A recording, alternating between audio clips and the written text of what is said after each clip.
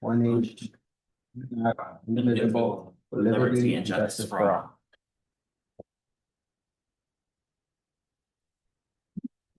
All right. With that, we're going to move on to roll call. Good morning. President Estrada, Here. Vice President Singh, Here. Secretary Morales, Here. Director Aguilar, Here. Director Perez, Director Kelly, Director Murillo, Here. Director Dockstader, Present. ex officio Joe Shea. Here. Chairman, we have a quorum. Thank you. With that, we're going to move on to public comments. This public comment time is reserved for comments on any non-action agenda item and for matters not on the agenda. California law prohibits members of the board from taking action on matters not on the agenda. We do have a speaker card here for, hard for me to read the name, but it's a Christian. If you could please come up to the podium, sir.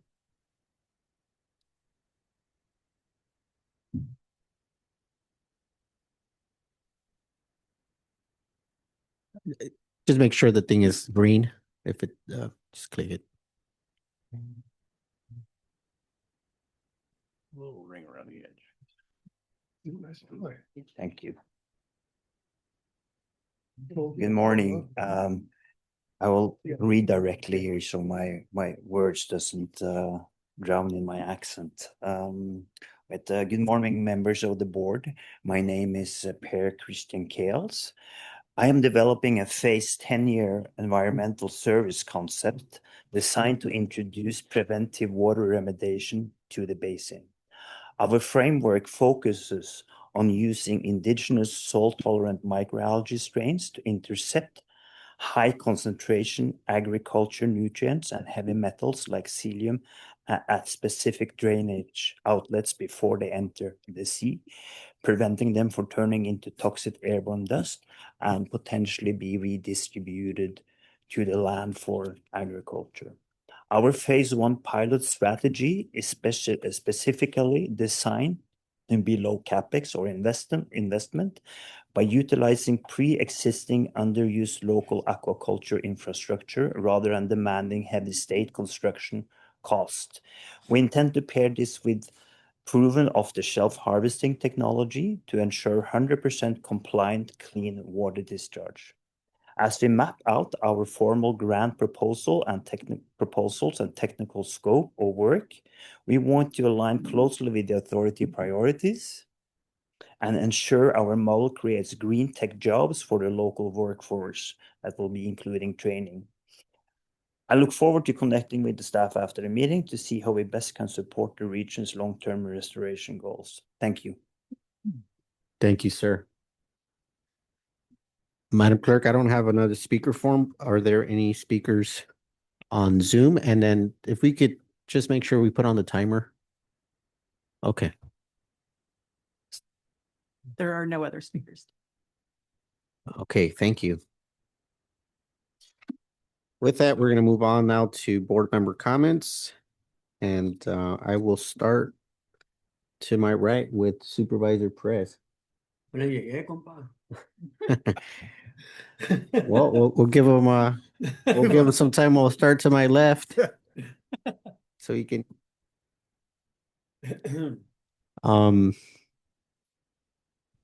We'll start to the left. What's your?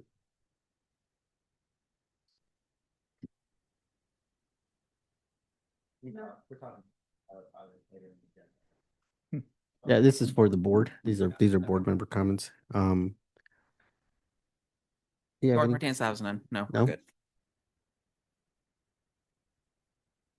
None. No. None. Oh, this is gonna be a fast meeting. Great. I guess so. Don't- Oh, you just jinxed us.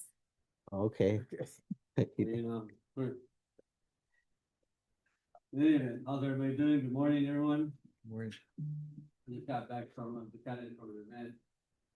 Celebrating students from COD, or actually students from Riverside County Office of Education and students within our school districts that are receiving scholarships and going on to higher education. So I think they obviously should be recognized, and I thought it was important for me to be there. But with that being said, the only thing I want to just maybe ask, and I'm sure it's going to be reported on, there was a conversation, a meeting that took place on the Conservancy, and I wasn't able to get to that, but I know Pat was there and others were there. I just want to maybe hear from staff, from folks that might have been there. What was overall feel? What was was there tension? Was there good vibes? Were people supportive? Were they kind of in the middle? Were they asking a lot of questions?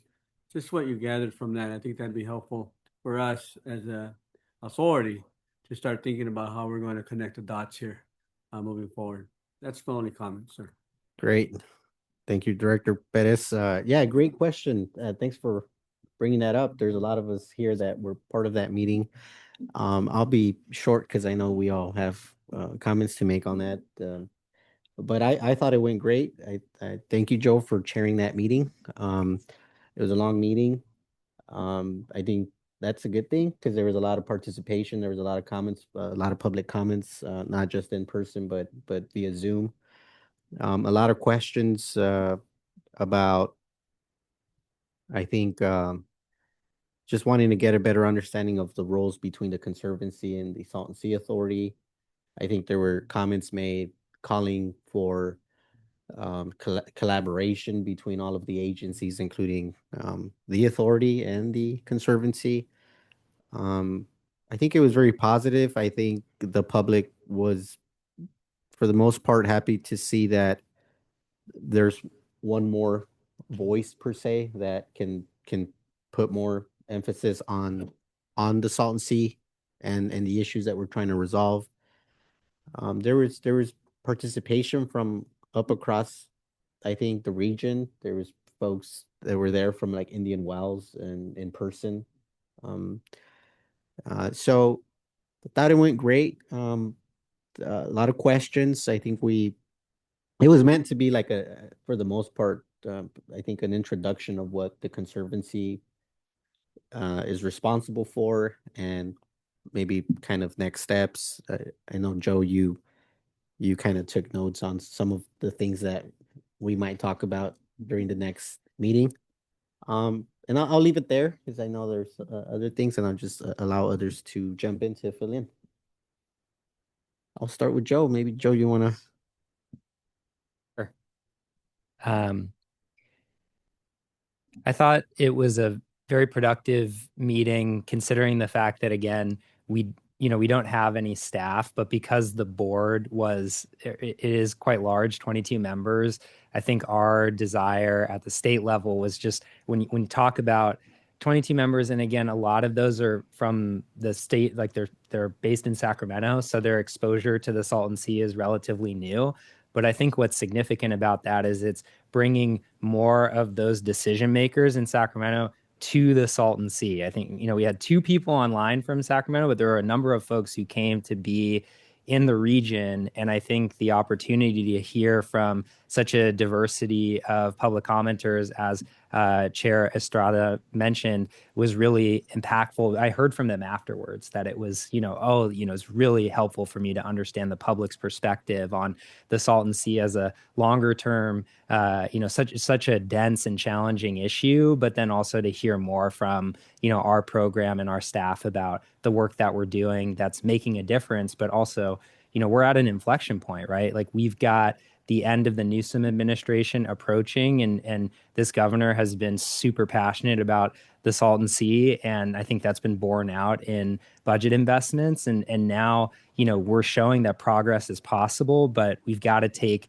the next step and continue on this path of sustained project delivery at the Salton Sea, and then also being prescient about what we think, the needs are for these projects over the long term, and then also trying to tie them into community priorities, which is, things that we deliberate on in this body as well. So I think, we really only had 3 agenda items. We had a briefing from myself on the legislation for the Conservancy, which obviously is limited to operations and maintenance of state projects at the Salton Sea, and then also the land management piece that the Conservancy has as well. Those were the two charges for the Conservancy in SB 583. So we first talked about that. Then we talked about the budget proposal, like the mechanics of what's funding the Conservancy year over year. And then we talked about community engagement, which was, I think, a really great moment for folks who have been doing this work around the Salton Sea and organizing to present on that work. And again, that was something that I got good feedback on from our folks who came from Sacramento. So, I would say that and then of course we had a robust slate of public commenters, and so just those things I think ran about 4.5 hours, I would say, for our meeting. So it was a very spirited and lively meeting, and welcome any other comments from folks who were there. Thank you, Mr. Shea. Director Morales.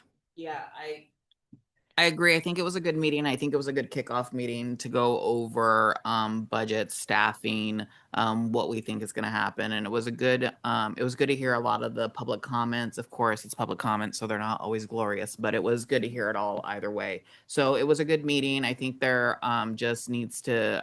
The main thing that I heard was from the public was trying to figure out who's who in the zoo and how things are going to progress. So that's something that we just have to figure out with Conservancy Authority and all the players, just to figure out, how everything's going to line up. But it was a good kickoff meeting. Lots of public comments, lots of information.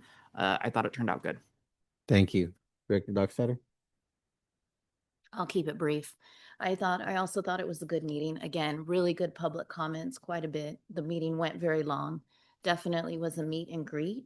And my glass is definitely half full, because even though that board is large, I actually think that will work to a benefit, because when one agency needs something, I can turn to him and say, hey, they need a land easement. Let's get going. So I actually think bringing in more people will help facilitate decisions quicker. So that's my hope. Thank you for that. Any other member comments before we move on? Mr. Shea, go ahead. I don't want to get it in front of the supervisor. Go ahead. I wanted to get off your ears. I've got an enormous lot of fears, and my efforts to lead is at least sincere.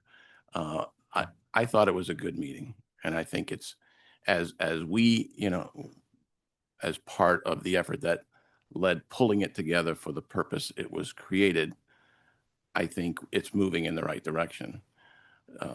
Just like everything, this is a dynamic journey, and we're never going to be perfect at any point along the line. One thing that came out that I think caught my attention that's going to require some work is it's only stood up to handle projects completed by the 10-year plan. So anything that's done subsequent to that or otherwise, it's not under the jurisdiction of the Conservancy at this time. I think that there's also other things that the Conservancy can do within its framework and with the resources that'll be made available to it, that working together with us, we can secure those authorizations, secure those fundings, and make sure that everything works in a harmonious fashion. The key, I think, and everybody generally agreed, is the efficient use of resources so that we're not duplicating the work and that we're getting things done. And from that perspective, I think it was a great success.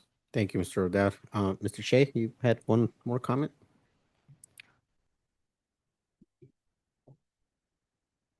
Yes, just on a different topic. Mr. O'Dowd and myself were in Sacramento yesterday for our annual State Water Board workshop hearing, where we covered a broad range of topics. We obviously presented on our projects in the near view, especially those that are being funded by the climate bond. But we also had a very lively discussion in the afternoon with board staff who we're really wanting to understand, what comes after the 10-year plan. And I talked a little bit about the evolution of our program and how, the 10-year plan and the water board stipulated order was critical for delivering the progress that we've seen to date and kind of starting up the momentum, the wind in the sails that we have now. But what I really focused on was trying to make sure that we don't have tunnel vision about that, because the management plan was always envisioned as an initial step to try to address the most urgent areas at risk of contributing to pollution, dust pollution around the sea. And so that's where you're seeing our projects built out, because these projects are, miles and miles long and, require a lot of really significant engineering. These are things that, even though they're in the first phase, they're quite a lift. They're already some of the largest habitat projects in the entire United States. But again, that's our phase one, right? So what comes after that? There was some discussion and some do-outs from us or from the board to us to try to reflect on that a little bit more, circle back with the board later this year, potentially at our workshop next year. So I thought all in all, it was a productive meeting. The U.S. Army Corps came and also presented about their feasibility study and their desire to, hopefully have a plan for the feasibility study later this year, although they are working to implement some new policy directives. So they're still kind of working out that timeline. But I think that was a good development as well. And just the opportunity to kind of connect, so much of the feedback that was crucial for informing these board hearings taking place in the first place, to then kind of, jump to what our team has been able to accomplish, and then looking ahead with, how our state team needs to kind of meet the moment in the future beyond phase one, but also having the Army Corps there to talk about, what they're working on and how that's going to come in, after our phase one work as well. And then I would also encourage folks to watch Mr. O'Dowd's speech, because he really went into the history of the Salton Sea, going back 100 years and kind of tacking some important milestones along the way, and kind of moments in history that relate to the Salton Sea. So that's what I would Thank you, Mr. Shea, and thank you both for making time to be there at that workshop. And then Mr. O'Dowd, if you'd like to add to that, we'll leave it for your comments at the end. Okay. Mr. Chair, Yes. let me just do a follow-up. Yes.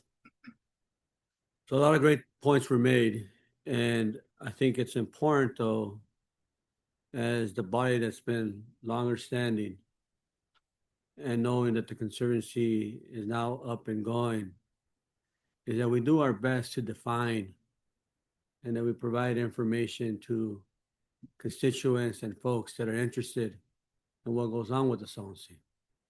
And not only interested in what's going on with the Salton Sea around the Salton Sea Authority, but now as well the Conservancy. So you brought up 3 points that I think are important, and this is what your agenda was surrounding. The roles and responsibilities of the Salton Sea Authority versus the Conservancy. I think it'd be very, very helpful for people to know this if we were able to juxtapose, if you will, the Salton Sea Authority, the Conservancy, and break down what are the actual roles and responsibilities of the Salton Sea Authority, break down what are the roles and responsibilities of the Conservancy. I say that because sitting on CARB and as well AQMD at one point in time in my life, and even to this day, people get confused about what is the difference between CARB and AQMD. And AQMD, basically does with stationary sources. However, we also have, and that's the only effort that we can try to move along and advance policy, not mobile sources. That's the federal government, or that's CARB for that matter, making sure that they improve that situation there when it comes to diesel trucks and things of that nature. To this day, people are getting confused on that. And many times AQMD gets blamed for that. So I think it's important that we break down for people. That way they understand the differences. I think that's going to be key, number one. Budgeting. I think it's also important that we lay out what does the budget look like then moving forward for the Salton Sea Authority? What does the budget look like moving forward for the Conservancy? And what exactly is that budget line item going to be for when it comes to the Conservancy? And what exactly is that budget line item going to be for when it comes to authority? That way people understand where the taxpayer dollars are actually going. That way they know where the funds that are coming from the state or the federal government are actually going. And I think that's going to be very helpful when it comes to projects, or when it comes to operations, when it comes to maintenance, and so on and so forth. And the last piece I think I heard you say was something around outreach. And I think obviously that should be everyone's responsibility. But how do we do that in a way in which there's no duplication? And how do we do that in which we're working together in collaborative efforts between the Salton Sea Authority and the Conservancy, so that maybe if there is outreach that needs to be done for something specific, the Salton Sea Authority can tackle one area or one element, or maybe two or three, and then the Conservancy can do the same one or two or three that's totally separate from the Salton Sea Authority. And then the last piece that I would say is, although you mentioned phase one being dealing with dust mitigation and environmental concerns, which I agree, it's important. But my hope is that phase 1.5, if you will, or maybe even phase two, as long as we get to it sooner or later, is what the community has also been voicing for many, many, many, many years. And that is the issue of recreation. That is the issue of paths. That's the issue of making sure that some way, somehow, they're able to go to the Salton Sea and enjoy themselves as a family. I think that is also critical. So as we deal with the public health concerns, the mitigation concerns of phase one, some way, somehow, as you move forward after the 10-year plan, the 10-year plan needs to also include recreation, maybe a Blue Lagoon one day, who knows? But that's going to be important, and especially the North Lake pilot project. Those are my only points. Thank you, Real- Supervisor Perez. One Go last ahead. thing real quick, and I just want to let you know, Supervisor Perez, that was my shtick at the Conservancy was I love the birds, love the fish, but we need to start doing more things for people. So that's going to be my shtick, because that's what I need to hear that we're trying to do, is also figure out how we are doing recreation, because that's what brings people to the Salton Sea. So I did make sure to mention that at the Conservancy. Good, thank you. Thank you. Perfect. Before we move on, I do know that there are some directors online, and I'd like to see if there are any board member comments from the directors online. Not seeing anybody jump. All right, we're gonna move on now to. And I think ex officio Shay may have wanted to add a little. Okay, go ahead. Just in response to that too, yes. So Chair Morales made a great point at our Conservancy meeting about the importance of tying community to the projects. And we talked a lot about that yesterday at the water board. I would encourage folks to go back and watch again our second panel. It's a 6-hour hearing. I think our second panel, or the panel we were talking about this, was about 3.5 hours in. But I talked about this a lot in my opening remarks. Like the management plan, what was good about it is it was so data driven, right? It had all these metrics where we want to try to manage the ecosystem challenges that we're faced with, but we've also got to evolve beyond that and look at the Salton Sea as something that once was not something that was something to be managed, but something to be experienced. And we've got to unite around a shared vision for trying to make the Salton Sea something we can experience again. And so that's why, I know this board knows the governor proposed $30 million that would support recreational projects across our state habitat projects. So it's additional funding that can be used for recreational opportunities. That's currently in the legislature. On the pilot project, our May revised proposal that we put out last week encompasses the authority's budget ask for that project. I know we'll get into that later, but that's actually being heard in the Senate right now. And Samantha Arthur is representing that for us in Sacramento, and we've been coordinating with her. So I think we're in a really strong position to advance our work collectively. You're watching the evolution of our program, not just in the way we approach this work from a staffing perspective, but with the dollars we're putting behind it. Into something that's not just about the birds and the fish, as Chair Morales likes to, or so thoughtfully notes, but also for people as well. And so I just want to make sure that that's highlighted as something we talked a lot about yesterday. Thank you, Mr. Shea. President Estrada, if I could just briefly interject and say that our strategic plan, recently completed strategic plan, contemplates an MOU between the authority and the Conservancy that should delineate those responsibilities, and that's something we will continue to discuss. And the last thing is that I forgot what the last thing was. All right, you get back to it in your report. I'll put it in the back again. So Yeah, and I think as a board, we've been saying that, a lot of us have been saying that, maybe all of us, that we ought to prioritize projects around people and communities. And I know that Mr. Shea, you've heard us say that multiple times, and I think we can echo that in the conservancy, but kind of hearing what the roles and responsibilities are of the conservancy, to take on projects that are being implemented. Those are conversations that we should be having on this dais, and working with our partners at the state to ensure that those projects are near and around existing communities, right? So I think that's a space for the authority. Mr. President, can I just say one thing? Go ahead. So I did have a chance to watch the majority of the meeting. I didn't think I hung in there till the third hour and watching it. But my takeaway is that I also agree it was very positive. I think organizationally, I think things that had to get done got done. But I keep thinking that if the authority is not given funding, both administratively and for project development, the only thought I had as I was watching this meeting was, that's all going to be absorbed into the conservancy at some point, because we just don't have the wherewithal and the backup to our organization to get this work done. So I just want to put that on record. Thank you for that. All right.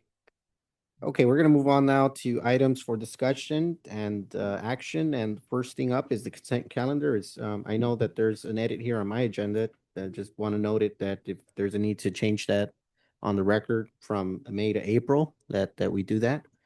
But with that, is there a motion to approve the consent calendar? Motion.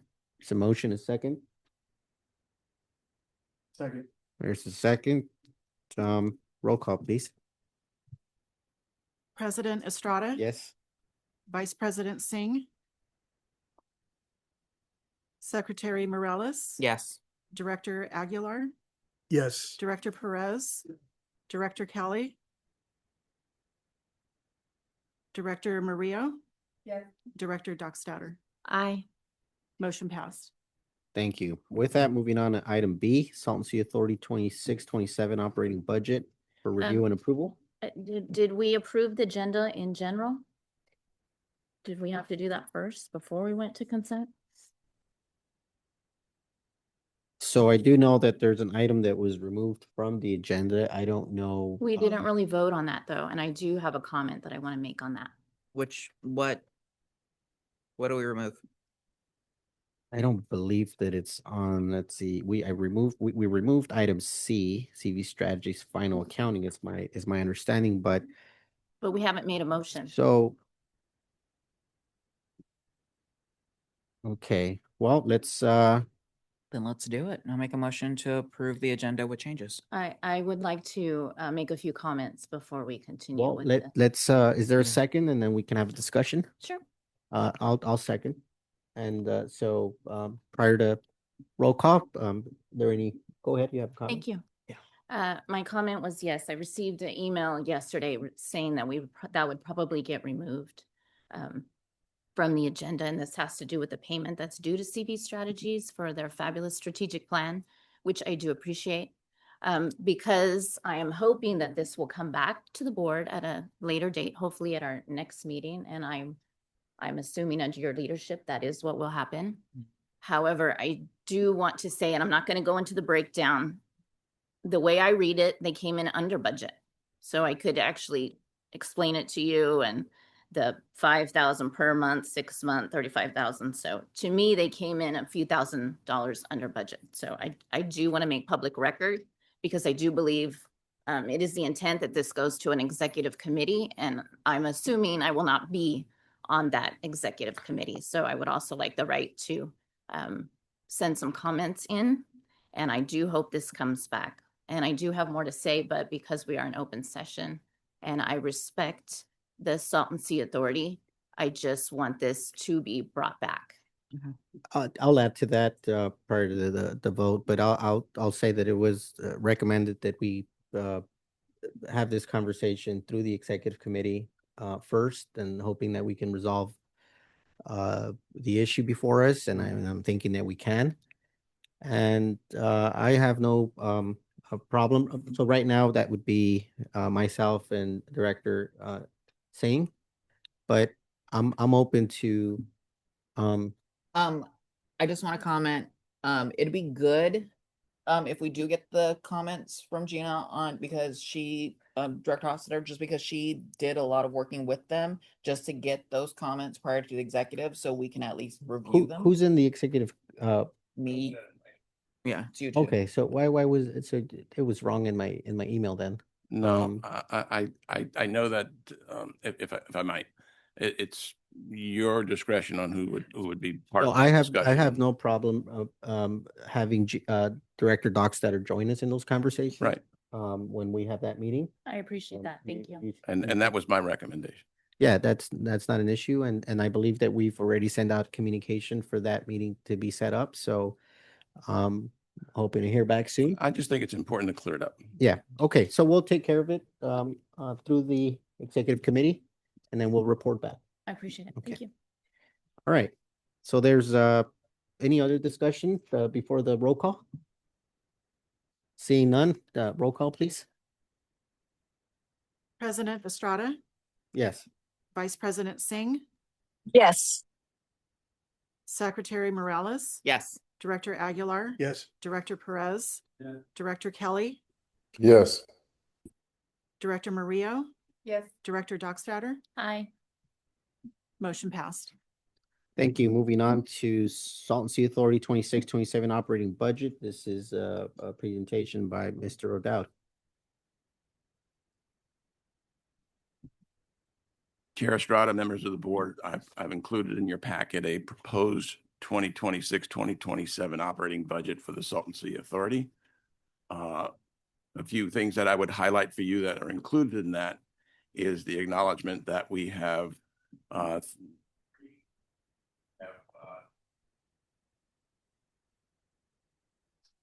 I know these mics are fun.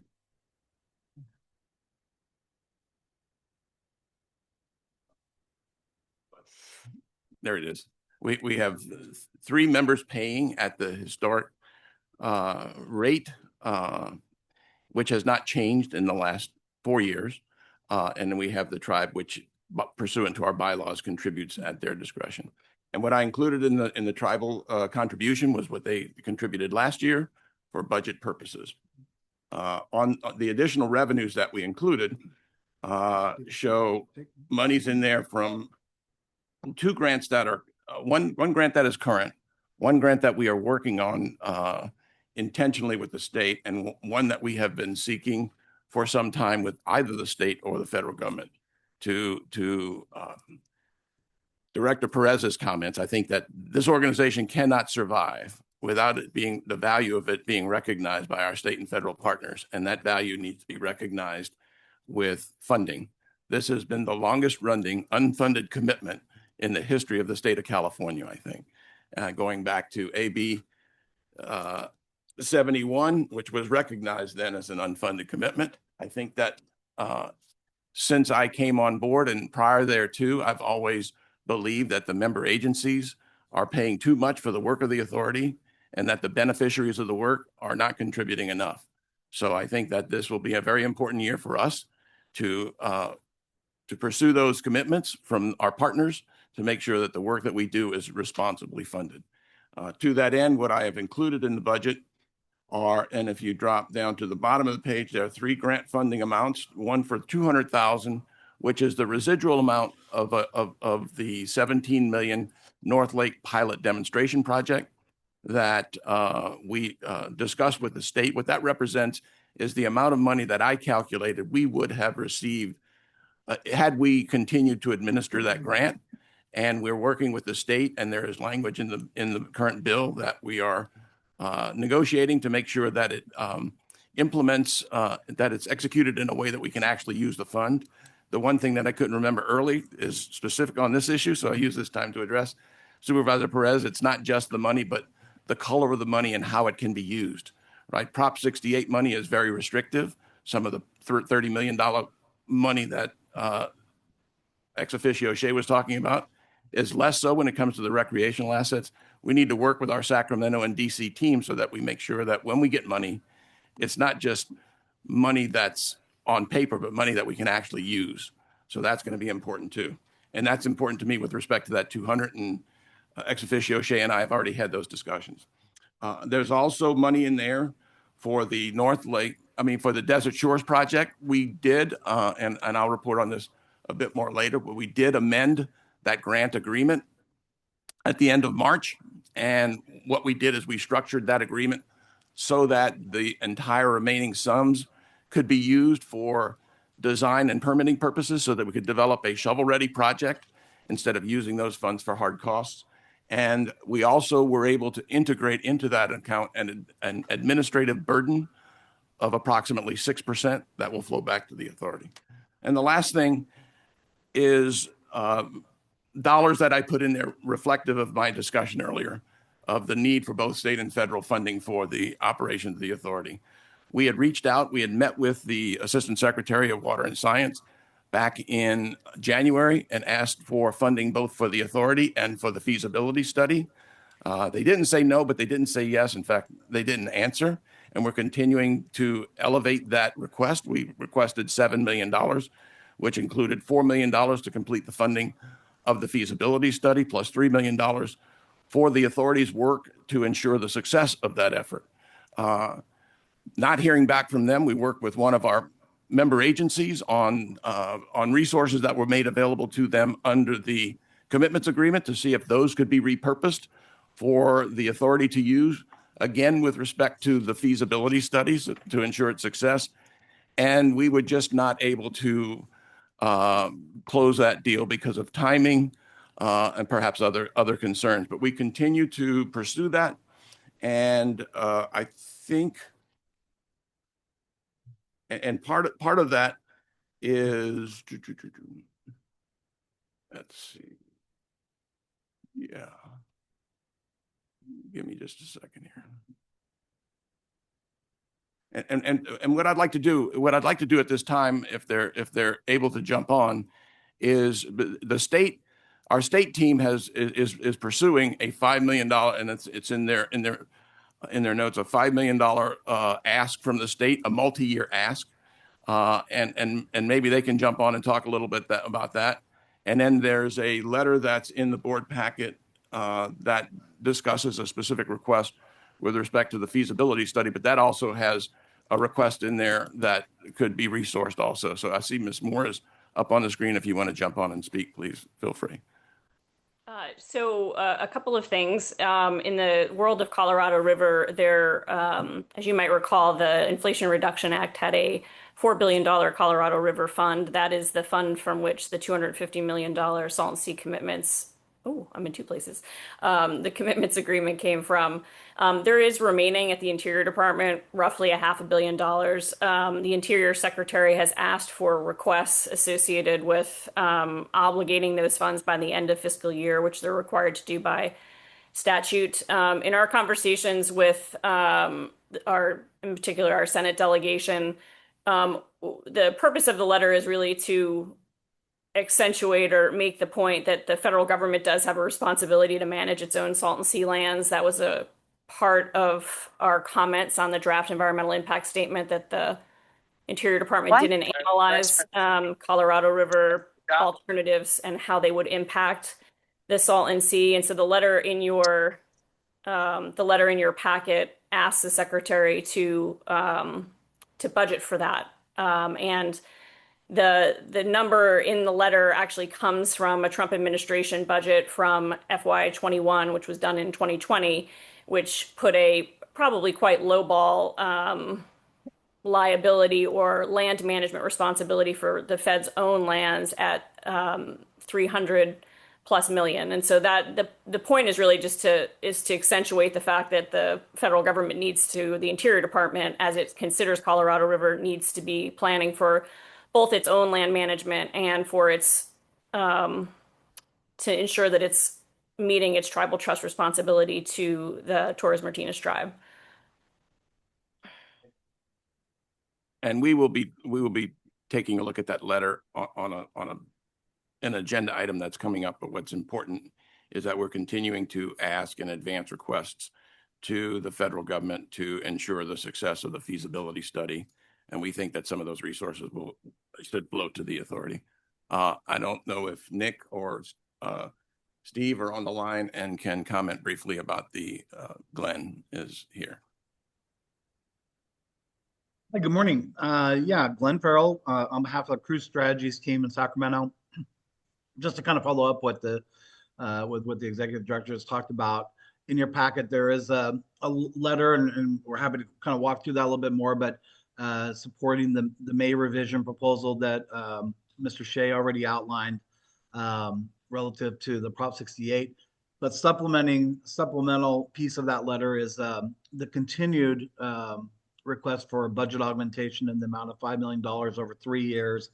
And this is very consistent with what the advocacy has been here over the last period of time, continuing to pursue funding that supports structured community engagement and coordination across the Imperial Valley, that helps to empower residents and tribal governments, community organizations, EJ advocates to participate meaningfully in the federal feasibility study, and supports a local response to environmental and public health consequences of the Colorado River Agreement. So all that's kind of encapsulated in that budget augmentation request for $5 million over 3 years. And just kind of given the state budget condition and situation and where we're at right now, as of May 21st, I think there's opportunities to continue to advance that conversation legislatively and see if we can get some traction here over the course of the summer. Okay, so then I would move on to the expense items on the agenda, which generally speaking were increased based on a 5% increase. There are a couple of areas where we believe that there is going to be additional need given the evolution between the authority, the conservancy, DWR, the North Lake project, and otherwise where resources are going to be spent and less so. I think because of the Colorado River issue and otherwise, we will be likely doing more advocacy work in Sacramento and DC. So those resources have been increased to reflect that need. The rent, we do have a lease agreement we're going to discuss once this budget is approved, which goes up slightly. But other than that, there's no real material change other than a 5% increase to the budget. Oh, the thing that I would point out is within the employee salaries, there's 1.5 FTEs that are added. One would be an assistant general manager, and the other would be 2 interns that I positioned just as placeholders for cost reflective of the 3.5 FTEs that were contemplated by the approved strategic plan. And what I would say is that if the grant funding that we are seeking is not secured, those positions would not be filled. And as a result of that, and given the fact that we are anticipating completing the year with $175,000 in cash on hand, we believe that there's more than adequate funds to cover current operations through the end of the fiscal year. And I recommend the budget as presented.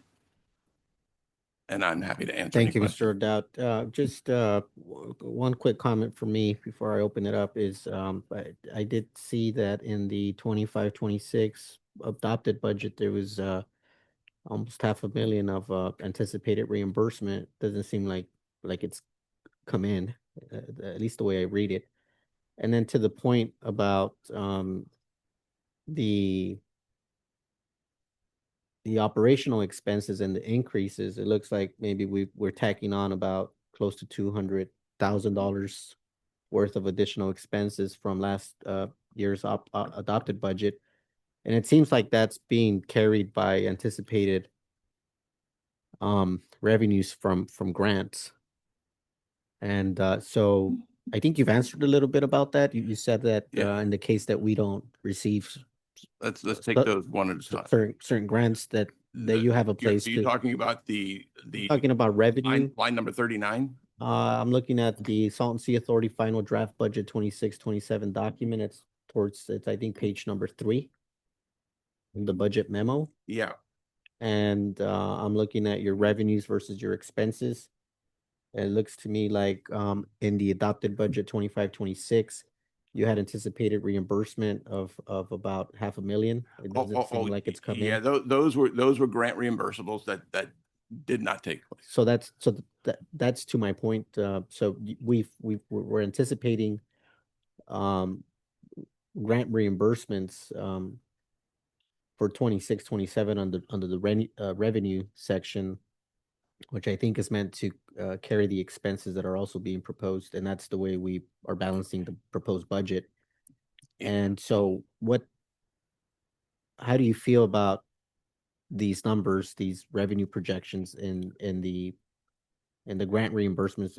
You mentioned a little bit about cutting the positions if it doesn't come in, but is this just going to make it worse because of the 5 million that we still haven't gotten, or I mean the half a million? And perhaps for presentation purposes, I should have done that here. But what I did in last year's budget, you may recall, is I anticipated that may not occur. And I demonstrated that whether they occur or not, I'm still money good. Okay. I just didn't put that number in this particular budget, candidly, President Estrada, because I think it's critical that we get that money. All right. Well, that was just kind of a general question that I had. Any other comments from directors? Director Aguilar? I had a question. Thank you. Patrick, I'm looking at your advocacy expenditures of 216,000. And you mentioned in the case of the DC work, that the proposed rate of 10,000 per month reflects a modest realignment to workload. Can you just describe what that means and kind of interpret that for me? I think that's based on the information that I received in this regard. And I think it's a decision that ultimately will be made by this board and a committee as far as what that contract and value should be. But this is a budget number that I thought was representative of what I think will be necessary in order to deal with some of the issues in DC. So if it's a little, if it varies from that, that would be reflected in whatever contract gets negotiated. So I think it's ample to address the need, I guess is what I'm saying, for budget purposes. Okay, thank you. I do Go have a ahead. couple questions, just from an accounting view. Patrick, just because we don't know, sorry, my throat's something weird. Just from the salary perspective, if we don't know if we get those people hired, I just would have put them under a sub account. So it would have been easy to cross-reference. So that's just an accounting thing. And then my next question too is, as far as finance is concerned, are we still paying the accountant $5,000? Because I see we're budgeting like $6,500 a month. Are we still paying the accountant $5,000? It varies, depend on the cycle. I think last month was a couple $1,000 from it, from a couple thousand to considerably more than that. I told you I want that job. Yeah. I feel we're paying too much. So that's my 2 cents. So I think that what we have budgeted is consistent with long-term historical and in fact, Director Doc stated that they're lower now than they have ever been. But that doesn't mean they can't get lower. And it's certainly my goal to continue to move that in as conservative a fashion as possible.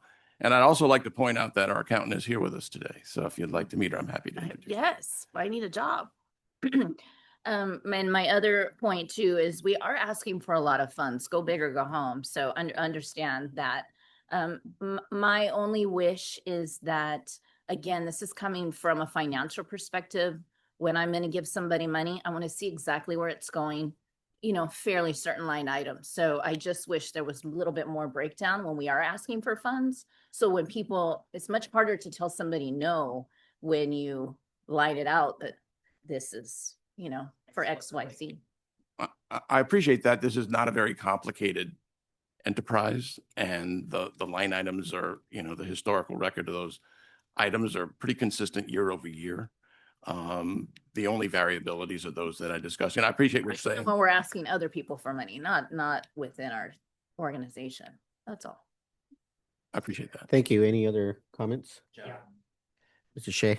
So I'm just reading through the draft letter to the legislature on the funding proposal. I would strongly say that I would ask this board to revise this letter to make clear that the $5 million request is a non-Prop 68 budget request. That's really, really important. And I can talk about why that's important, but I just want to say that up front. If I could recommend that this board give us authorization to craft a letter that is satisfactory to ex officio, Shay, and the executive committee, I think we can address this issue with our team in Sacramento. I think those are the kinds of nuances that we have to be sensitive to on a continuing basis. So I appreciate the comment. And we just tried to take what we were previously provided and make sure that our needs were responsibly articulated. So I think that would be my recommendation to the board. When are we scheduled to send this letter? It's in the packet, is it not? Or was it? Joe's saying that he wants to do the amendment. So the question is, when are we going to amend it and send it out? As soon as we can get it agreed upon. I think it would be substantially in this form addressing the concerns of ex officio Shay. Yeah, I think we should do it within the next week because your mic's off. Oh, sorry. Saying we should do it within the next week because it's being heard in the legislature today. So it's important to convey that consensus. And just the one thing I want to make really, really clear about this funding is that it expires in June 2027. And so our budget proposal that we put out last week in May Revise not only earmarks the request that Salton Sea Authority made to our team back in the November timeline when we presented on the future of the pilot project at the fire station in North Shore. So we worked that into the budget, but we also extended the deadline for the funds. If we don't get this done in this budget, that funding will expire before we can use it. So it's important to extend the funding and make sure that we lock that $200,000 request for 3 years from SSA in. And I just want to make sure that we're all aligned on that. There's no ambiguity on that. And because the $5 million budget request that I'm just reading about here is a request that is not it could not be supported given the restrictions of Prop 68. That would need to come from a different fund source, and so that needs to be a separate thing. I just don't want there to be confusion around this because if there is in the legislature and for some reason this proposal doesn't advance this year, the funding expires. I don't think there is any confusion other than perhaps the language of the letter. Glenn, I don't know if you want to chime in. Well, I'm a little bit confused now. It sounds like you mentioned the pot of money in the tune of 200 and some thousand for a number of years. I think I heard you say that. So that I'm thinking of that now. And you're saying that for that money, we've asked for an extension. And then the other thing I heard you say is that we're considering a new proposal, which is the 5 million. Yeah, over multi-year. Which is not part of the same pot. That's of the correct. 250. That's correct. 200. And but that pot of money, we would have to use it pretty soon. It's time sensitive. It's time sensitive, which is not on the same timeline as the 5 million. Right. So which letter do you need faster and quicker? I would say the May Revise proposal. I mean, so this is the pot of funding for the North Lake pilot project, right? So there's about $16.8 million left in that funding. Okay. That funding expires in June of 2027. So practically speaking, we don't want to go into the next legislative year needing to expire something or needing to extend something that expires in the middle of the year, because that's right up against that fiscal timeline. This is the time to do it. Mm-hmm. And because we need to be, forward looking, this proposal, if it gets approved this year, that would extend the timeline, make sure that we have the funding to build the North Lake and as part of the expanded North Lake wetlands that we've talked about, but then also is reflective of the budget request that this board made as a condition of that extension, wanting $200,000 a year over the course of 3 years. We accommodated that in this proposal. Perfect. And so I just want to be clear that the 5 million that's being requested, that needs to be on a separate track. And perfect. That was never our intent. And if it needs to be bifurcated into 2 letters because of time sensitivity, perfect, we can do that. Okay, so what I'm understanding is that the money that was returned that we had secured for North Lake project, and that money went back now to a larger project that the state is working on. That's correct. That was negotiated, that money went back with the negotiation that we get 200 some thousand over a period of time. That 200 per year for 3 years. Perfect. I think that's great. We certainly need the money, That's the correct. revenue. Well, it's not for nothing too, because we're going to be contributing and we're going to be partners Sure. in the success of that project. What do you need from us to secure that? Just Nothing? direction, just approval to finalize the letter in a form satisfactory to the Under- executive committee and Under what item would we make that motion? it's Is it under the approval of this budget or? I would do I'm it. just trying to understand. I would do it as where we part would- of the budget approval, that the budget approval contemplates $200,000 from the state of California, which requires, which would be facilitated by a letter of support, and the board directs staff to prepare the letter of support that that meets the requirements of both the executive committee and the ex officio. The ex officio. Okay. Well, thank you for, I think And that would be my proposed that motion. makes would sense be to me that. now. And is this because the ID is leaving? Is that why it's 200,000 for the next 3 years? No, it's Is that what you 200,000, think? Director Dockstader, as I explained, it's 200,000 because when I looked at what we were divesting with the departure, with the release of those funds and what we would have received administratively over the life of the grant, that's approximately what it came out to. It's a funny coincidence that it happens to be the same number. Yes. I can't say that it didn't totally influence my thinking, but the math worked out pretty close. So, and IID is always welcome to stay. All right. Any other comments, questions, prior to making a motion? Well, and for the record, your motion, it includes the recommendation to, Everything that was just said. so the motion is with the recommendation that this Noted. support letter is drafted, in collaboration with Mr. Shea. Got it. Okay. So there's a motion, a second? Second. There's a second. Any other comments? Any comments from our directors online? Not seeing any. Did you say there was one? No. Okay, This time. so roll call, please. President Estrada, Yes. Vice President Singh, Yes. Secretary Morales, Yes. Director Aguilar, Yes. Director Perez, Yes. Director Kelly, Yes. Director Murillo, Yes. Director Dockstader. Aye. Motion passed. Thank you. I think I'm in a little bit of a technicality here. Do we have counsel online or Yes. do we? Yes? Yes. Okay, so I believe I have a public speaker form here for item number 3, which I imagine this is for the CV strategies item that we just removed. So it's technically not on the agenda anymore. Correct. And we would just bring that comment back at the appropriate time. So here's my question, right? Because I'm trying to be a little bit fair here. If we would have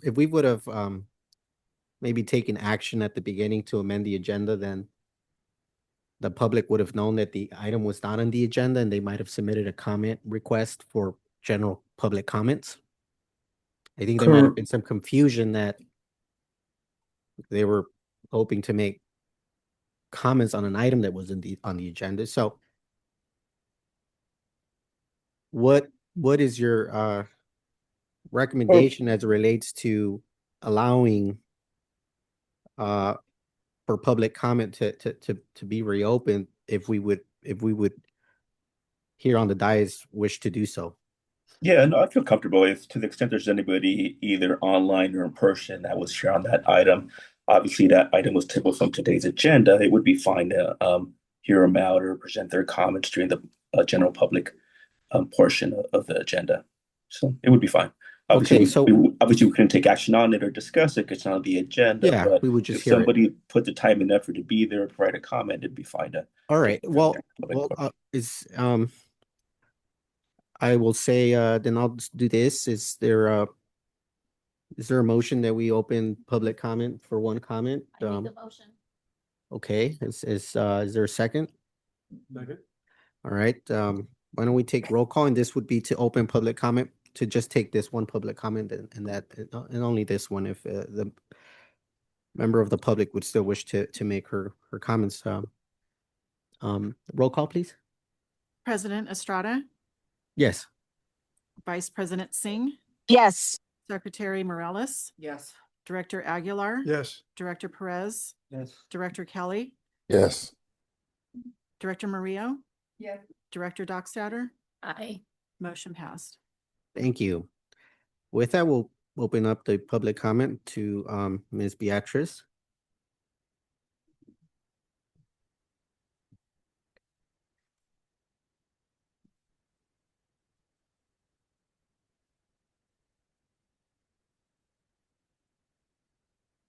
Mute. There we go. Thank you. Good morning, Chair Estrada and the board. I really appreciate being heard in public comments.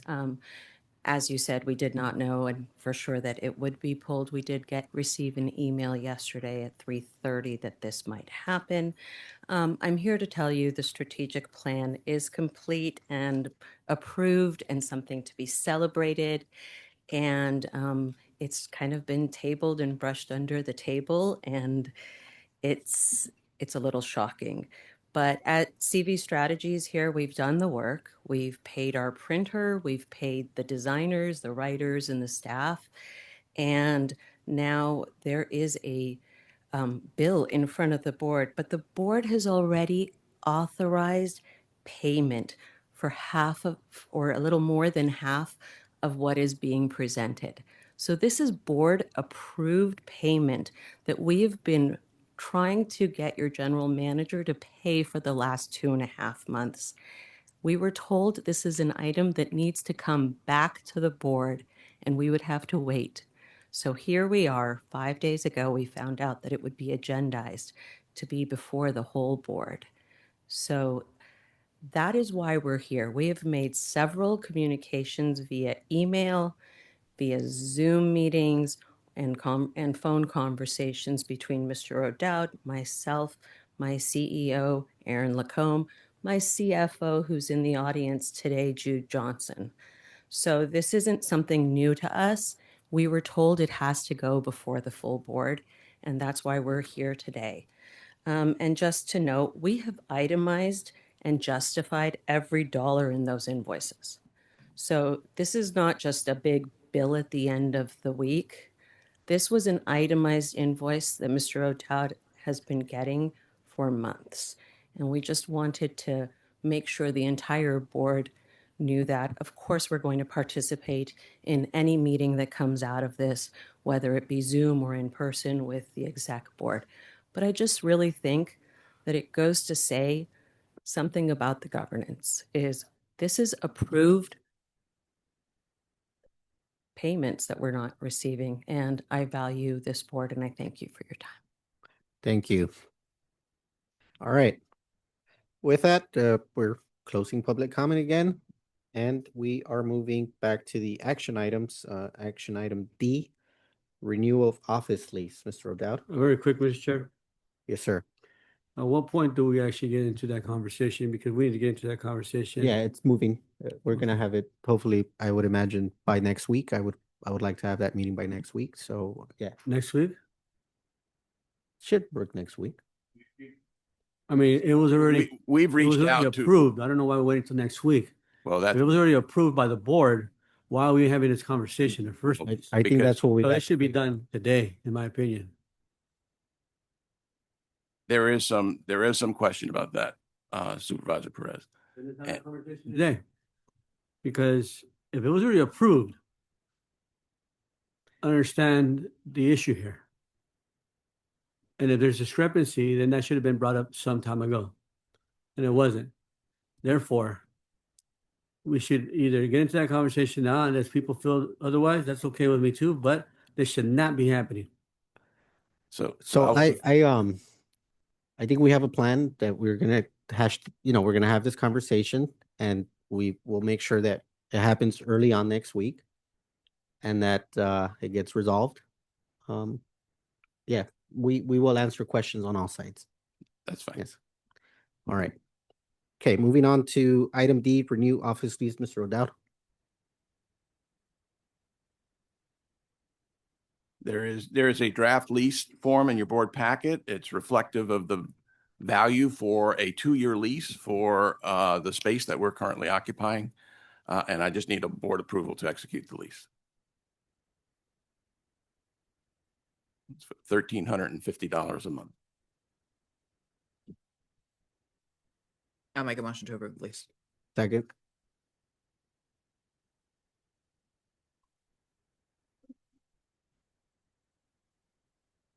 Roll call. Roll call. President Estrada, Yes. Vice President Singh, Secretary Morales, Yes. Director Aguilar, Yes. Director Perez, No. Director Murillo, Yes.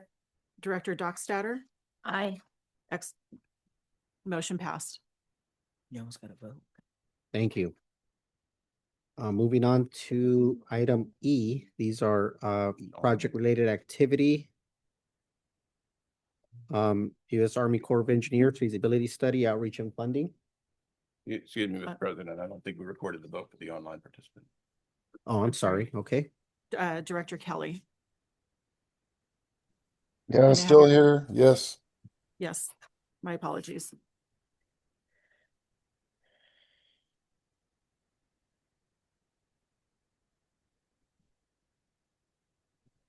Are we ready to move on? Yes, sir. Okay, so we're back on project-related activities, Army Corps of Engineers regarding the feasibility study. I don't know if Miguel is going to join us today, if he's online, and can provide an update, or if you'd like to discuss it. A couple weeks ago, we had community engagement events relative to the feasibility study. We started with 13 different project concepts, and we winnowed that down to 4.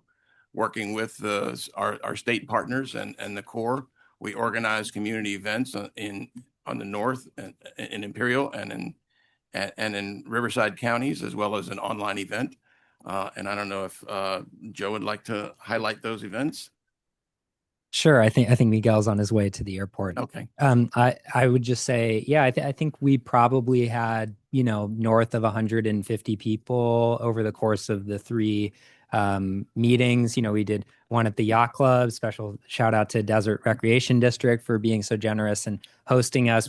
I've never seen the yacht club that full. It was a really, really packed room, and we took a lot of questions, a lot of really passionate folks who want a brighter future for the sea. So that was a special opportunity. And our commitment was, this is the beginning of the engagement. The Army Corps has got a lot of work in front of them, including implementing some new policy directives, but we're going to continue to be upfront about where they're headed and where we, want to engage with folks on next steps. We had another great meeting in Brawley. And we also had a Zoom meeting that was very well attended from folks, not just in the region, but around the state, who have been paying attention to Salton Sea for quite some time. So huge thanks to our team for putting that on. Miguel and Mario. It was a huge lift. And then also, obviously, General Manager O'Dowd did a great job getting the word out to this body, but then also coordinating and helping ensure that the meetings ran very, very smoothly. And also our Department of Water Resources team, Yvonne Wilhoff, has done an incredible job being really the tip of the spear for the state on the day-to-day coordination with the Army Corps. We also had some annual report workshops. We had a meeting in Nyland, which was a huge, Director Dockstetter convened us and kind of kicked us off. It was it was awesome. We had a reporter from Spectrum News who did a piece on the Salton Sea and talked to a number of folks in the audience and who have kind of deep ties to the Salton Sea. So that was really cool to see that perspective highlighted on Spectrum News. I've gotten a bunch of texts from people who don't even, live that close to the sea talking about how they saw that piece on Spectrum News highlighting the importance of what we're trying to do. So that was a really big milestone for us. And I think it informs kind of what we would like to do going forward. And, just kind of ebbing off of something that Director Perez was saying is that, when it comes to the outreach and engagement, we found a lot of value in, showing up consistently and how that can lead folks, members of the public, to just remember who we are. And so the next time we put the word out, they show up. And so we're trying to figure out a way where maybe we could do a little bit more consistent public meetings, like maybe, once a year we're in North Lake or potentially more. Once a year we're in Nyland. We've got kind of like an annual schedule so that folks can track our progress year over year. And we're just as accountable to them as we are to the State Water Board, who we obviously report to every May in Sacramento and in the region. So I think that, it's been a busy month for our team collectively, the Salton Sea Authority and our state team. But I think, the energy that we're seeing, I think, is really going to position us well, again, as we reach this inflection point about, what's happening after phase one, continuing to strengthen those relationships with folks in the region and push this work forward into its next phase. And I would say that our federal partners were pleased with the event also. They were, it's not something that the Corps does as a matter of course, frankly. It's through the state and local sponsors' efforts that we have been able to elevate this at the community level. And I think it was a very, very positive event, and it was what we expect to be part of a programmatic exercise as we move through the development of the feasibility study, so that when we get to the final chief's report, people understand what it is and why we got there. That's going to require some resources, and that's put into the budget also. Thank you. Chair, Go ahead. I will say, I think a lot of it has to do as well, Joe, is the fact that your presence. Overall, we never had such an effort by the state government in the past, to the degree where, you're actually present, attending, voting, speaking your mind. All that counts. In the past, it was maybe hit and miss, maybe call in, and people were wondering what's going on with the Salton Sea Authority. How real is it? Where's the state with the Salton Sea Authority? Does the state even care? All those questions. Whatever. The truth of the matter is that as long as you continue to talk, I think it'll demonstrate to people why this is real and why they should continue to come.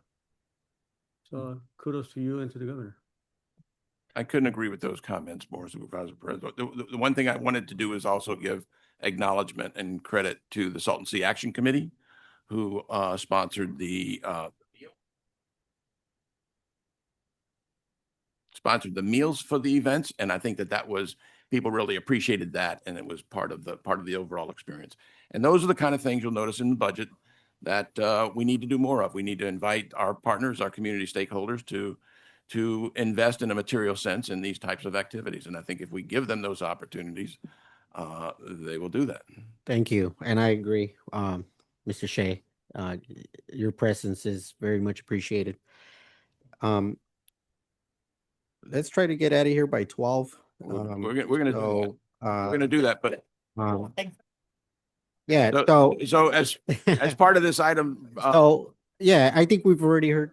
We kind of need to take a vote to. There is a form of a letter that is in there for the Corps. We've already touched on that, so we just need a motion to approve the sending of that letter.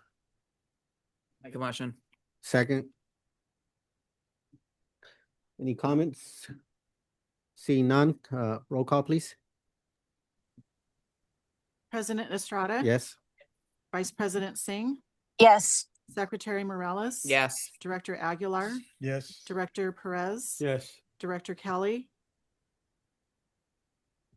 Director Murillo? Yes. Director Dockstader, Aye. Director Kelly. Yes. Thank you. Perfect. Thank you. Motion passed. Moving on, Desert Shores. It sounds like we were really excited about this one. Was this the one you went hooray, or was that? I Other think Shores? you jumped over the North Lake Pilot Demonstration Project, which I think we dispensed with. Yes, that's what I thought Yeah. we were. We dealt with Yeah, that in the we've- budget cycle. Yes. So on Desert Shores, briefly, I also reported that we were able to amend the grant. And the only thing that I need is acknowledgement from this board and direction from this board that we are, as part of that grant, there are resources in there for legal support to secure site control of the project so that we can actually build something. And we have identified 2 law firms who have special expertise in this area. We're negotiating with them a multi-scope opportunity, and we just like direction from the board that the projects committee can authorize a contract with the firm, limited to the budgets available under the grant for the purpose of developing an easement agreement and future actions as necessary. Whether you choose to form that as a motion or just direction from the board, I'm comfortable either way. Are we doing both together, or is just grant modification? The grant modification is, I'm just reporting that is done. Yeah.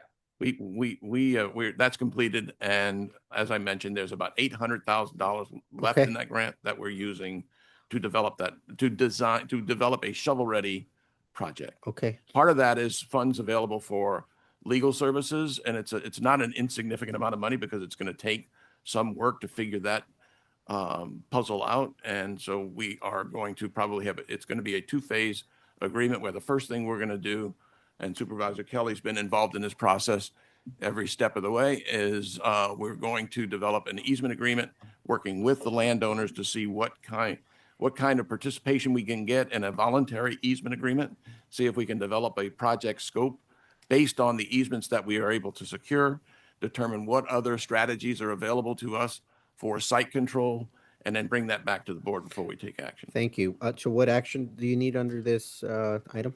I just need direction from the board to proceed in this manner. And when we have an agreement with the law firm, to bring it to the projects committee for review and approval. And then it would ultimately be approved by the executive committee.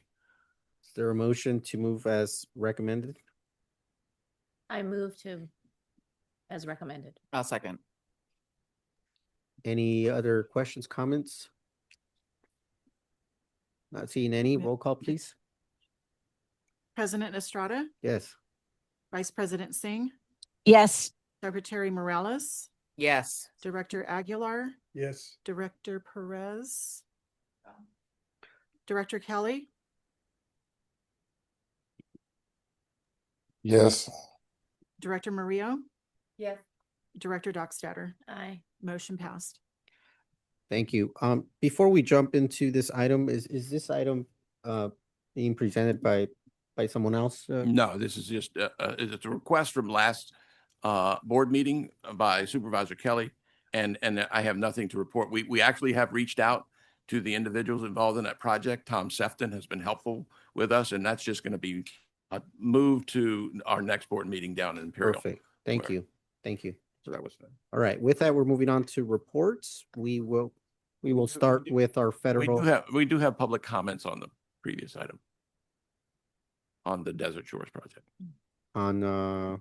Okay, so we will go back to Desert Shores, and we will.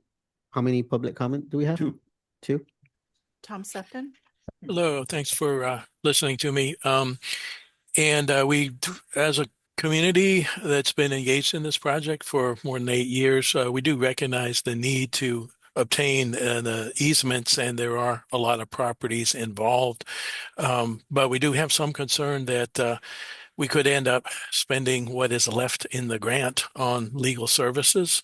And it would be unfortunate because the intent, and when that grant was revised with through the agreement with Reclamation, that it would be remaining funds would be used to come up with a ready to build design, so that future grant requests could be based on an actual design ready to go. And we would be concerned if all of the funds remaining in the grant were spent on legal services. And we do want to note that there are multiple options for obtaining the necessary easements, and that there are low easement requirement options as well as high easement requirement options. So the community does hope that not all of the remaining grant funds go into legal services. Thank you for listening. And we have Ron Spears. Ron? Hi, Ron Spears. I'm a board of director of the DeMar Property Owners Association. And although I'm not personally representing them, at this comment, I want to thank those members, and they know who they are, that have been involved in bringing this to a more definite conclusion on the Desert Shores project, getting to an RFP. And I know the legal part will be part of that, but I want to thank those members that have put in the effort over these last several months to bring this to hopefully a positive conclusion. And secondly, I just want to make one comment previously on the Army Corps of Engineers situation, that I'd like to express my dissatisfaction with that plan that they're pursuing for the 10-year project. I don't know if any of the board members or all the board members have seen that plan, but basically it creates a South Lake and a hypersaline North Lake. And I don't see any purpose in pursuing the North Lake project if that's the actual plan, or even the Desert Shores project if that's the plan, because you're going to have a hypersaline lake up in the north where the majority of the population is. You're going to exclude the entire Coachella Valley in the use of the north part of the lake. What I think maybe as an alternative is to go back and look at the Salton Sea Authority 10-year plan that they submitted to the state of a 2-lake project with the barrier in the middle, which was accepted by the state. The cost was the prohibiting factor at the time. And this new project by the Army Corps of Engineers is basing its foundation on the use of the new river as being a primary source of water for the Salton Sea. And that's a lake that is under the direction, as far as I know, of Mexico. And I don't think you can devise a 10-year plan based off of a water source that's under an entirely different country that is also going to need water for themselves. So that's my sorry dissatisfaction with the Army Corps of Engineers. I think it was a mitigation plan.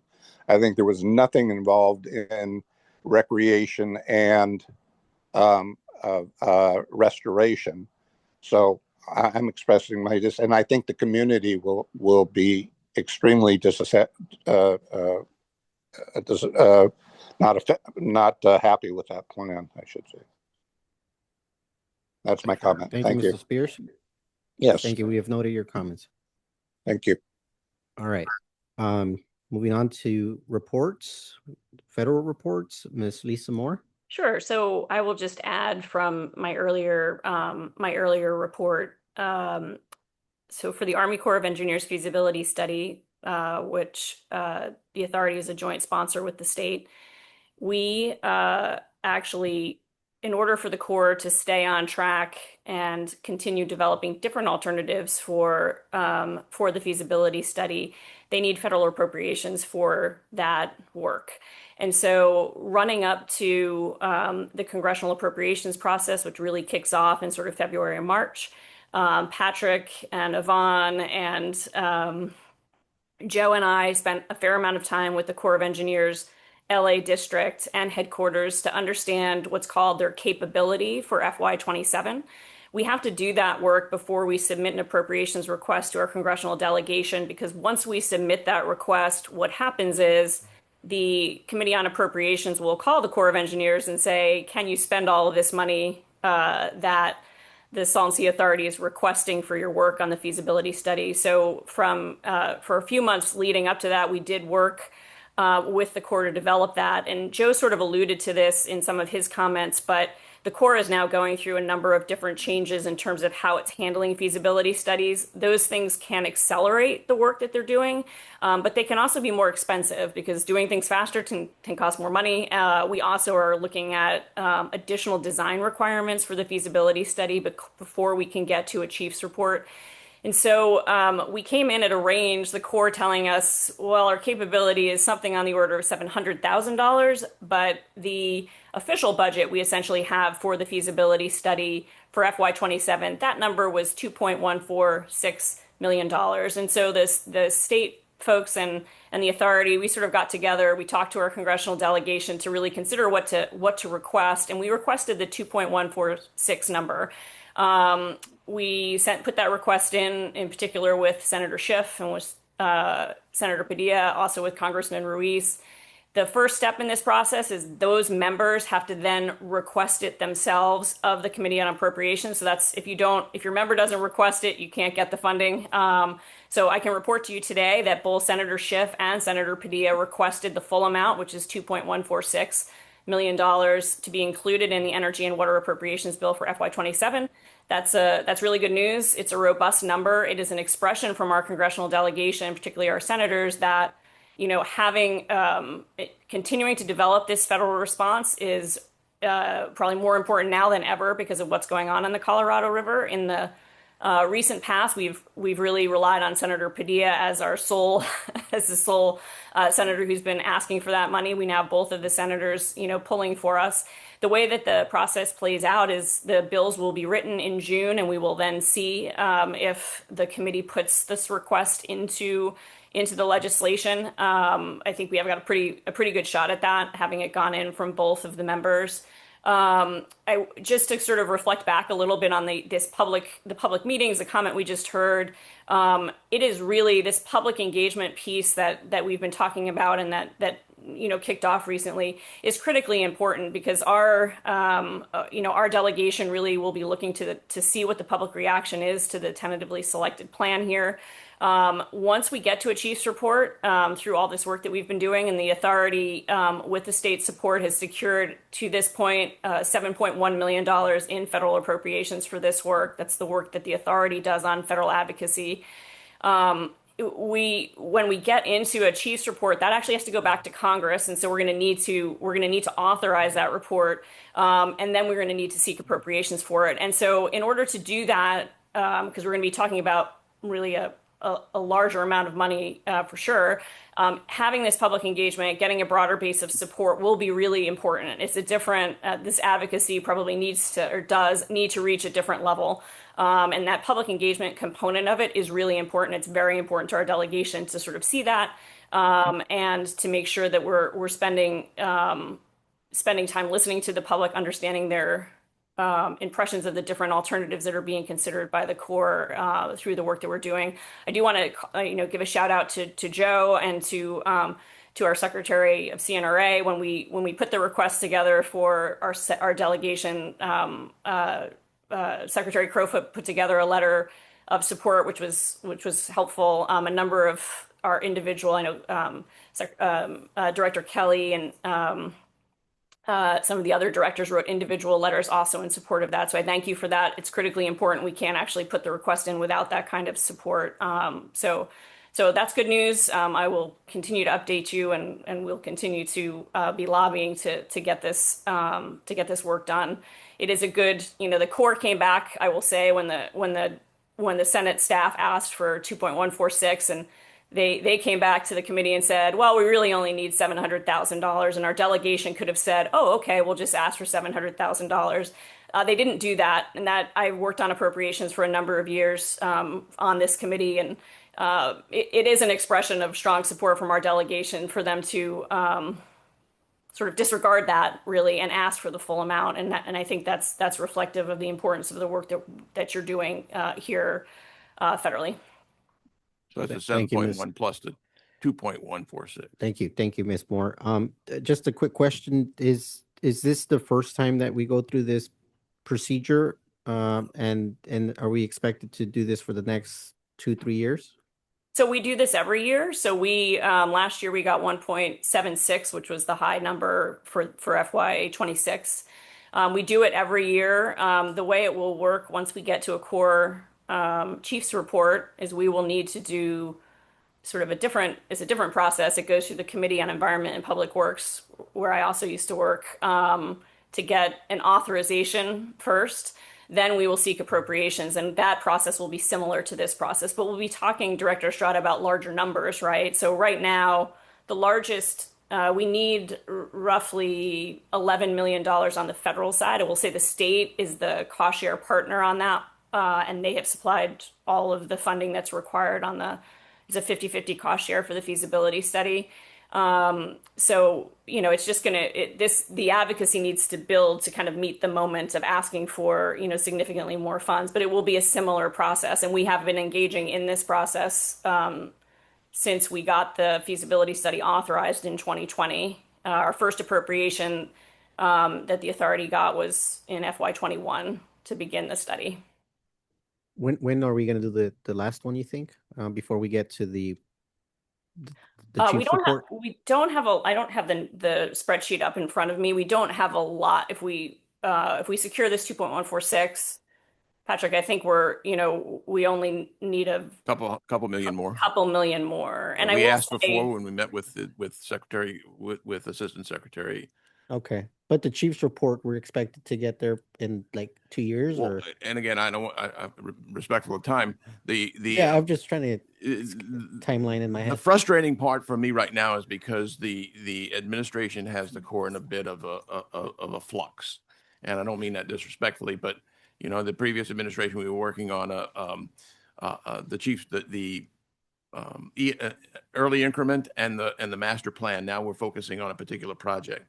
So what they would like to do is have a project completed and ready for WRDA 28, which would be part of the overall plan. So it could be as early as that. It's more likely going to be targeted towards a WRDA 30 would be my guess. And Joe's looking a little skeptical over there on that.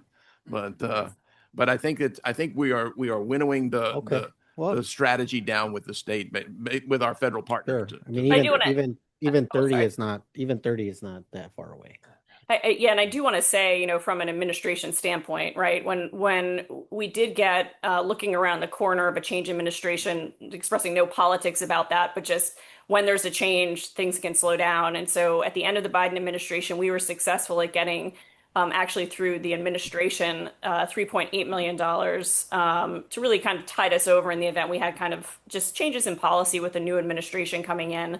I do think that it is a sign of a very high priority that our delegation puts on this, that we are continuing to move with the Corps, notwithstanding some of these policy changes.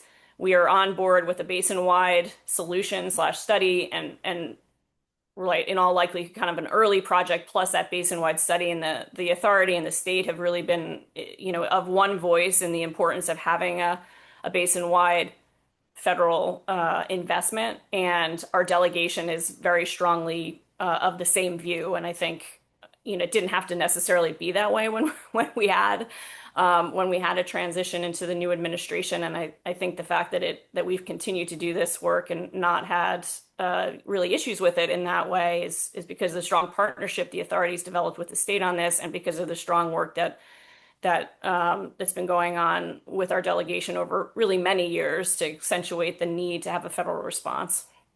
Thank you, Ms. Moore. Any other comments from directors?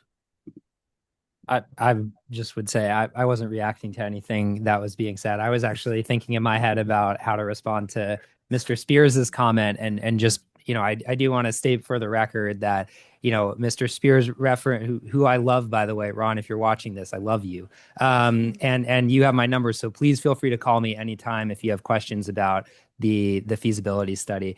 But I would just note that the Corps presented kind of a final array of potential concepts. One of them was a divided sea that has a marine South Sea and then a more saline, hypersaline, more saline North Sea. So that's one of I think there's also the perimeter lake concept, the water optimization concept, and then one concept that's a core concept that I think is very interesting is a combination concept that would take different concepts, like maybe you divide the sea in some place, but then you do some other water optimization in different places. And I think something that we have to grapple with the condition of the sea, right, is that if you're improving water quality in a certain area of the sea, there's got to be a different part of the sea where the water quality is likely going to be less good, and that's going to have to exist somewhere. And I think what the Corps is looking at is, what can we do here to provide as much habitat value as possible? And so I just want to call that out, that they haven't made a final decision on these concepts yet. And I think what's interesting is that there could be a blend that is realistic about the fact that we've got a ton of challenges when we look at the sea and the ecosystem and what we have to manage. But there are opportunities, I think particularly opportunities to be responsive to the communities around the sea and try to design a project that arrives at all of those considerations. I think if the Salton Sea has taught us one thing, it's that you can negotiate, you can try to negotiate with Mother Nature, but Mother Nature is always going to have the last word. And so I think that's where the Corps is, well-versed in doing these massive ecosystem proposals. And I want to make sure that we're giving them the time to analyze these things, because it is what they do quite well, and work with them, give them feedback. And my hope is that we can arrive at something that makes sense to folks given the conditions and is a much, much, much more positive improvement to the conditions we're currently seeing at the sea. Thank you, Mr. Shea. All right. I don't think there's any other comments on this item. We will move on to our next report from the Bureau of Reclamation, Mr. Aaron King. They're not with us today, and Mr. King has informed me he'd like to join us in future meetings. But perfect. Okay, moving on to state report, state advocacy from Nick Romo, Cruise Strategies. Hello, Nick. Hi, good morning, Mr. President and members. Glenn Farrell here on behalf of the Cruise Strategies team in Sacramento. And I do see I'm joined by my colleague, Nick Romo, online as well, who can supplement anything. I'm just kind of recognizing the sensitivities of time on your schedule. Just wanted to kind of contextualize the conversation we had earlier about the letter and support for the governor's May revised provision relative to the North Lake project, the Prop 68 item, as well as the supplemental budget augmentation request. Last week, the governor released his May revise of the proposed state budget. I think on the whole, it presents a California fiscal condition that is much improved from projections late last year and even earlier this year. The governor's May revise projects greater than anticipated revenues, less than expected expenditures. And so taken on the whole, it addresses a projected shortfall that the governor identified back in January and sets the California budget on a course of stability this year and into next fiscal year as well. So on the whole, the budget picture is not, what we've seen in past years, with really substantial, multi-billion dollar budget shortfalls. It's in relatively stable condition this year. That being said, there's not a lot of new spending initiatives, and there's still challenges with ongoing new initiatives, being approved by the legislature and the administration through the budget process. But nonetheless, we appreciate your authorization to support the May revised revision, and we'll proceed as Mr. Shea mentioned. The legislature is talking about that right now in budget subcommittee work. So we'll continue to engage and advocate for that inclusion of that in the governor's and the legislature's three-party agreement budget that will be negotiated here in the coming month. And then over the course of the summer, there'll likely be some ongoing conversations relative to the budget. And so as the legislature starts meeting some of these deadlines, they have a lot of legislative policy bill deadlines coming up end of next week. July 2nd, they go on summer recess. So there's really a window of about between now and July 2nd, summer recess, where some intensive advocacy to look for opportunities to get traction on budget augmentation is really important.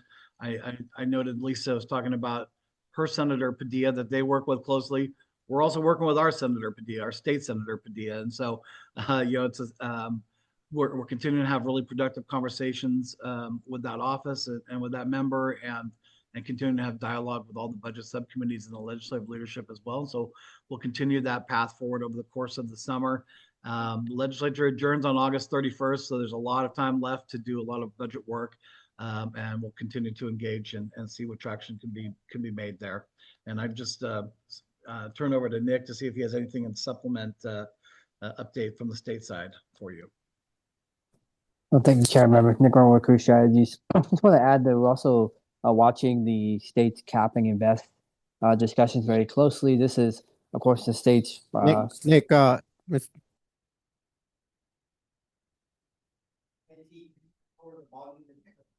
I was just gonna let them. this is a comment for IT back there. The volume is extremely loud. I think you need to lower it.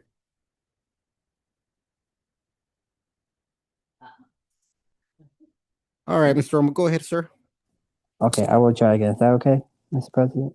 Yeah, you go ahead. Oh, perfect. Yeah, I just wanted to add, we're monitoring closely the state's capping invest program. This is the state's premier program, the cap and trade program that's now dubbed the capping invest program. The California Resources Board is considering major changes to the program, which would result in less revenue for the state programs overall, some of which is both directly and indirectly impacts the C. So we're watching those closely, very fluid discussions. So watching those closely. We'll work to give you an update on following the board meeting coming up next week with CARB and give you an assessment of any impacts to the C and any advocacy we need to do there. So thank you with that. And thank you, Glenn, for covering the rest of the update. Thank you. Any comments from the board? Not seeing any. We're going to move on to State of California, Mr. Miguel Hernandez, Public Affairs Officer. I think we covered quite a bit of the state's activity already, and Mr. Perfect. Hernandez is traveling. Okay, we will move on to Salton Sea State Recreation Area update on activities. Mr. Ray Lennox. Good morning, members of the board. I'll make this really quick. I'll be filling in as the interim district superintendent until the position can be filled permanently. Hopefully that'll be sometime in July coming up. I'm not sure what was shared before, but the Salton Sea is currently going through its general plan process. They've had 3 public meetings where they've gathered that information, and based on the public feedback, they'll be drafting a plan over the course of the next year or so. Once that plan is finalized, drafted, or in a draft form, there'll be a couple other public meetings to present that and provide comment on the general plan for the Salton Sea State Recreation Area. On a bit of a not so positive note, the state rec area has experienced a tremendous amount of vandalism, resulting in Mecca Beach Campground getting closed over the last 3 or 4 weeks. We've had somebody come in and vandalize, steal some copper wire. And so the Mecca Beach is closed, and they've actually moved up to North Shore Campground. And so the new camp is closed. The entrance station, visitor center, and the full hookup sites remain open, as well as our 2 primitive camps, campgrounds. And then on a final note, we have funding for staffing, seasonal staffing, through the end of our fiscal year, which is June 30th. And so we plan on having staffing there through the summer, I'm anticipating that we should be all right on the budget, but once we receive the budget, we'll reevaluate July 1st and on. But we are planning on having somebody staff the visitor center and entrance station through the summer. Happy to answer any questions. Thank you, sir. Any questions from the dais? Not seeing any. Thank you, sir. We are now going to move on to local reports. I don't see Mr. Pace here anymore. He was here earlier, but he had to leave. Okay, so we will move on now to our executive director's report, and you have like 5 minutes. I got 9 minutes and I won't use them all. But I do want to once again want to thank the Salton Sea Action Committee for their contribution to the recent effort. Yesterday I attended the Salton Sea Management Program's 10-year plan review with the State Water Board. Provided some comments. I included those comments in your board packet. There's also a memo in there regarding an update on the work this board has been discussing for the last more than 3 years regarding public health and safety and how to deal with that. That was a big topic at the meeting. And I think that it's something that we need to work together with the state and our federal partners on to develop a strategy and resources so that it can be dealt with programmatically and responsibly so that people understand what's taking place in there. There's a memo in your packet in that regard.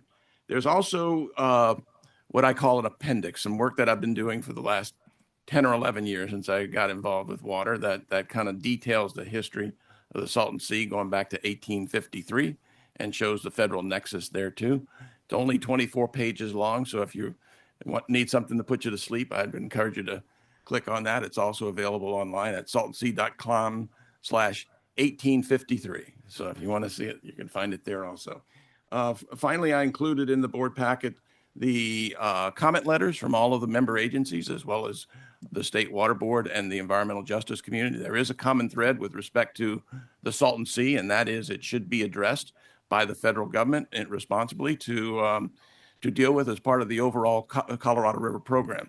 As you know, we don't deal with the water. We just deal with the consequences of having it or not having it. And we want to make sure that that's being appropriately and responsibly considered as part of that process. And that concludes my remarks, Mr. President. Thank you so much. And I will say the same thing that I said about Mr. Shea. I do appreciate all of your efforts, your involvement, your passion, I think, for trying to find solutions and navigating obviously a very complex situation that requires coordination with a lot of folks up and down the state and our federal partners. And I think you've done an amazing job. I think going ways back with Ms. Moore, I remember those early conversations and us wanting to navigate,